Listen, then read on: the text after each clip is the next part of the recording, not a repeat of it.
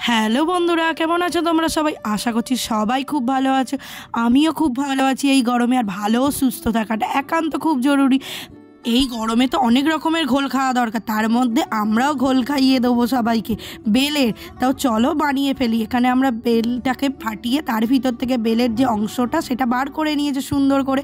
এটা আমি আর আমার ভাই বানাচ্ছি। তো প্রথমে আমার ভাই করেছিল হচ্ছে মিক্সিতে বারবার করে একটু জল দিয়ে দিয়ে ফেটিয়ে নিচ্ছিল। তারপর ও বললো যে একটু চিনি দিয়ে দিই, তাহলে একেবারেই হয়ে যাবে। তারপর এখানে আমরা যেটা বার করেছি সেই কাল্পটা একটা ছাঁকনি দিয়েছি, বড় ছাঁকনি, আর তার নিচে একটা বড় বাটিতে ভালো করে ছেঁকে নিচ্ছি।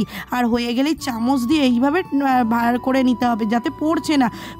চামচ দিয়ে ভালো করে ছেঁকে নিতে হবে, যাতে নিচেতে বেলের আসল সত্ত্বটা যাতে পড়ে।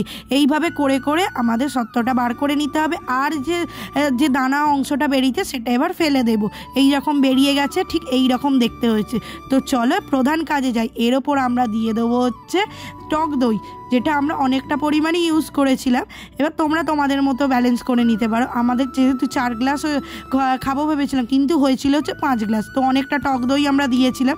এবার তার সাথে আমরা এখানে নুন দিয়েছি, আগেই আমাদের চিনি দেওয়া হয়ে গিয়েছিল। আর গ্লাসে কয়েকটা বরফের কিউব দিয়ে দিয়েছিলাম, আর তার সাথে আগে থেকে করে রাখা যে ঘোলটা সেইটা দিয়ে দিয়েছিলাম। আর এবার স্ট্র বসিয়ে আর সুন্দর করে বিট নুন আগে দিয়ে দিয়েছি, দিয়ে ভালো করে মিশিয়ে নিয়েছিলাম, কারণ বিট নুনের ফ্লেভারটা ভীষণ ভালো লাগে। আর স্ট্র বসিয়ে যেমনটা বললাম দিয়ে খেয়ে নিলাম। এই গরম থেকে বাঁচতে বেলের ঘোল প্রচণ্ড উপকারী, তোমরাও কর। আর ভালো লাগলে এইরকম ভিডিও লাইক কমেন্ট শেয়ার করে পাশে দেখো। চলো টাটা বাই।